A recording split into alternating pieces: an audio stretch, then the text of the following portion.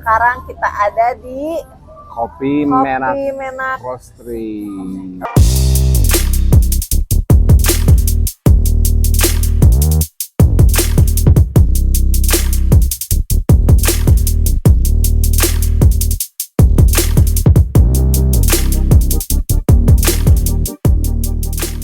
ya dan itu ya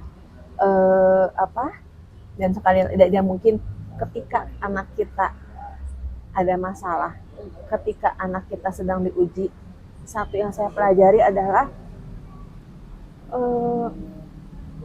jangan tinggalkan anak kita, jangan bebankan semuanya kesalahan ke anak kita, karena ketika kita bebankan semuanya kesalahannya ke dia, yakin deh anaknya akan makin jauh. Kenapa makin jauh? Karena anak makin merasa aku berdosa, aku berlumur dosa, aku nggak pantas segala macem. Apalagi di masa-masa puber, dia akan semakin jauh dan mungkin akan lebih banyak melakukan kesalahan. Jadi nanti kalau anaknya udah jauh, ayah ibunya sedih, anaknya depresi, ayah ibunya makin sedih. Dari segi dunia akan banyak biaya yang dibutuhkan, dan jadi jangan tinggalkan anak kita. Yakinkan ke anak kita bahwa oke, kita dikasih ujian, sekarang kita lagi rapuh, tapi jangan juga kita bohong ketika kita lagi rapuh.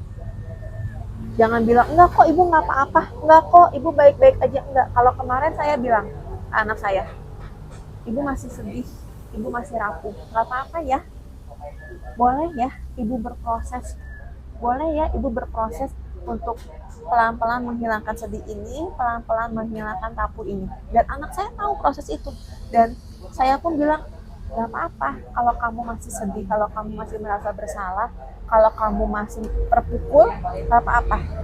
Saya bilang kita bareng-bareng ya, ayah juga gitu kan. Dan memang butuh kok,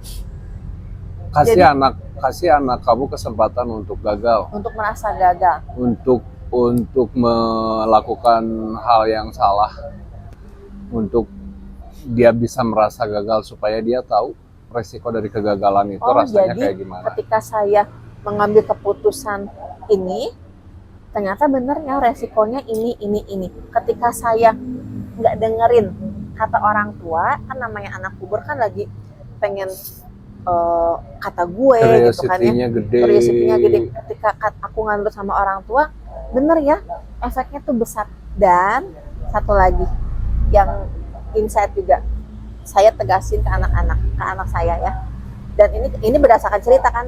Ketika kamu punya masalah, sebesar apapun masalah kamu, sekecil apapun masalah kamu lihat deh, kamu baliknya ke siapa? Ke ibu sama ayah. Walaupun sambil deg-degan ya kan, walaupun sambil takut, tapi tetap itu mah Allah yang mudah. Allah gitu loh. Tetap akhirnya ibu ayah harus mendampingi kamu, dan ibu ayah tetap akan menemani kamu. Jadi jangan berpikir ketika kami memberikan aturan, jangan berpikir bahwa kami jahat gitu kan.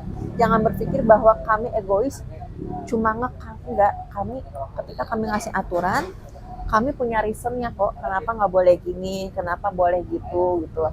Dan yang saya tangkap di anak saya, dia cukup lebih terpahami, oh iya ya gitu. Karena goalnya kami itu bukan dianya takut, tapi goalnya dianya paham. Nah itu, tapi ketika saya coba flashback, ketika kalau waktu itu kita menanggapi pas hari H dengan marah, dengan meledak-ledak, saya yakin pasti yang akan tertanam di anak kami adalah galak, takut, dan ketika nanti dia tidak melakukan kesalahan itu hanya karena takut dihukum, takut dengan caci maki orang tua ya, takut dengan itu, bukan karena paham.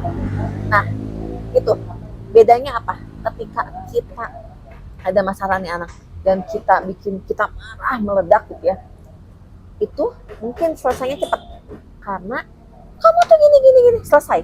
Anak akan oh iya, nggak ngelakuin lagi karena takut. Tapi yang kami lakukan prosesnya tuh panjang, prosesnya tuh berhari-hari gitu kan ya. kita menikmati proses terpuruk, proses sedih bareng-bareng, tapi kenapa kami lebih memilih untuk berproses yang lebih lama? Karena kami cuma pengen anak ini paham, Dan ujungnya anak ini kita libatin semua prosesnya, semua gitu kan. prosesnya kita proses dari sholat tobat sampai ujungnya ya ada di tengahnya dep terapi juga, sampai ujungnya kita ke kajian bareng-bareng. Nggak spesifik untuk ada masalah ini terus harus gimana ya Ustadz, nanya ke Ustadz, enggak. Cuman memang kita berdoa, ya Allah titipkan pesanmu lewat lisannya Ustadz yang sedang berbicara di depan gitu. Insya Allah Allah juga tahu kok kita keresahannya kayak gimana, bahkan lebih tahu dari kita sendiri mungkin. Jadi kesimpulannya kemarin itu,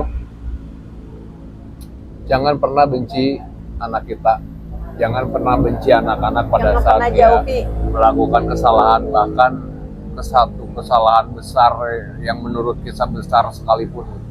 Jangan benci mereka, jangan jauhin mereka, karena bisa jadi itu cara Allah untuk menegur kita, menegur orang tuanya loh.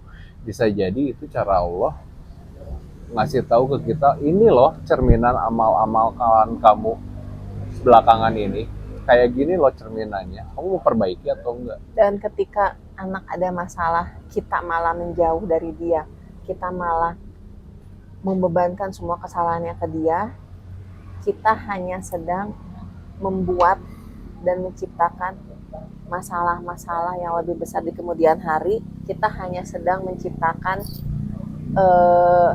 kesalahan-kesalahan lagi yang akan dilakukan oleh anak.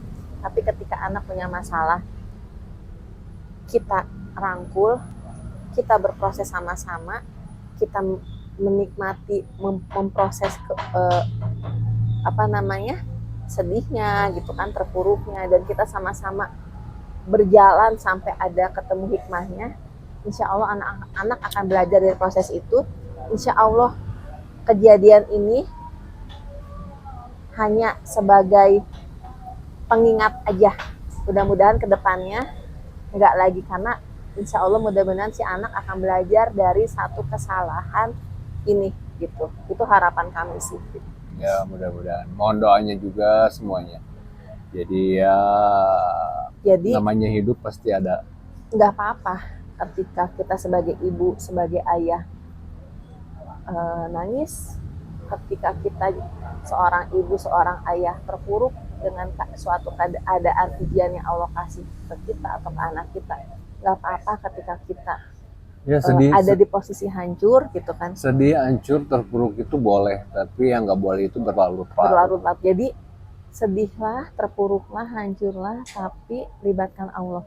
Karena pasti ketika kita melibatkan Allah, sedihnya itu tidak akan menjadi-jadi, tidak akan jadi hiperbola, tidak akan jadi liar gitu. Dan bohong loh kalau pas kita lagi terpuruk, oh healingnya kita harus ke gunung, oh healingnya kita harus main dulu kemana. Bohong itu, bohong.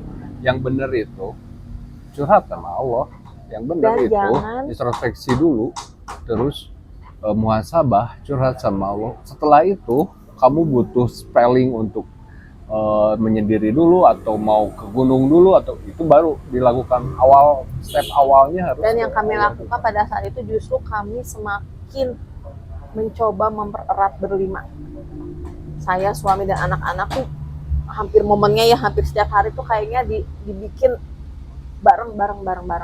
Karena banyak keluarga yang ketika diuji dengan ujian anak, yang dilakukan adalah silent treatment.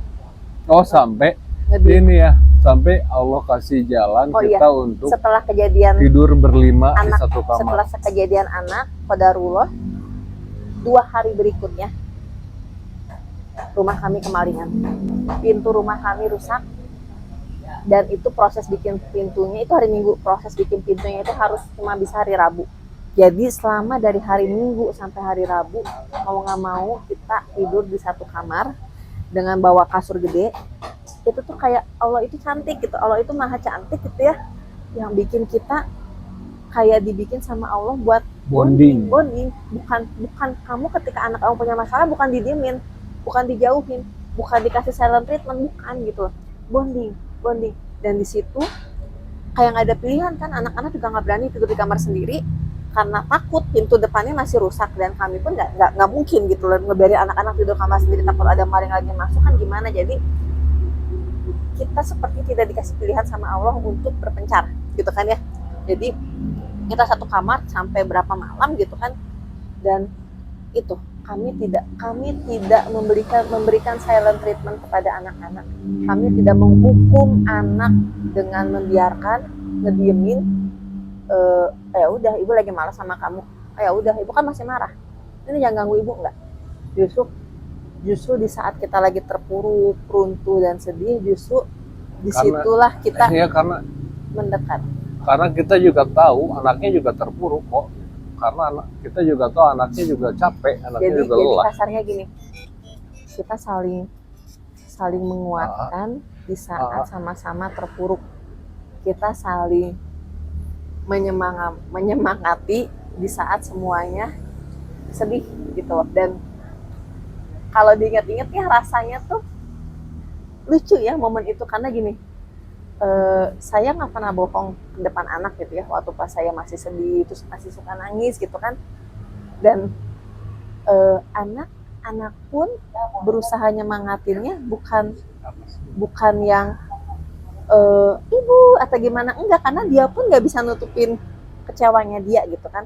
Jadi kita ya kebayang nggak sih kayak yang saling menguatkan berdiri tapi dua-duanya masih yang aduh nah gitu loh, tapi indah gitu loh, tapi indah gitu. Jadi jangan pernah memberikan silent treatment buat anggota pasangan kita, karena itu sangat menyakitkan, dan itulah bibit-bibit nanti anak akan kabur, akan pergi dari rumah, akan memilih pihak lain, temannya atau siapa untuk jadi tempat dia pulang, dan itu yang bibit-bibit masalah baru gitu ya, gitu udah ya. Mudah-mudahan jadi podcast ini jadi, karena gini, kami melalui itu dengan proses yang begitu, sikap kami kayak begitu, kami merasa bukan kami hebat, tapi karena Allah mudahkan. Dan setelah kami merasa itu, kamu pengen berbagi sama banyak orang supaya mudah-mudahan bisa jadi insight, buat mudah-mudahan bisa jadi masukan yang baik, apalagi untuk teman-teman yang mungkin saat ini sedang menghadapi satu masalah yang gak enak, bagaimana harus menyikapinya, bingung. Jadi kita bukan robot. Mudah-mudahan itu kita bisa. Boleh sedih, kita boleh terpuruk, kita boleh hancur, tapi biarkan proses itu berjalan dengan tetap melibatkan Allah.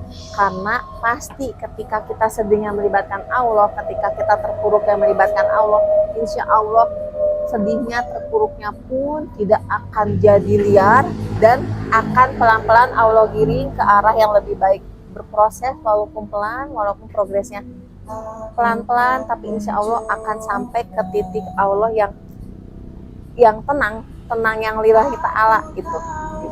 Ya, mudah-mudahan podcastnya, harapan kami mah semoga jadi insight yang baik, semoga jadi masukan yang baik, jadi amal kebaikan, Allah catat jadi amal kebaikan buat kami, buat kita semua yang ngedengerin di sini. Mohon maaf untuk segala kekurangannya. Doakan kami, keluarga kami, doakan anak-anak kami jadi anak-anak yang soleh. Semoga kita semua selalu Allah ridhoi ikhtiarnya. Semoga Allah berkahi. Sampai ketemu lagi di podcast berikutnya. Thank you, Kopi Menak. Ya. Nah, nanti kalau misalnya ada teman-teman yang mau bisa juga kami promoin kayak gini, silakan, nggak ada biayanya, gratis. Kirim produknya aja.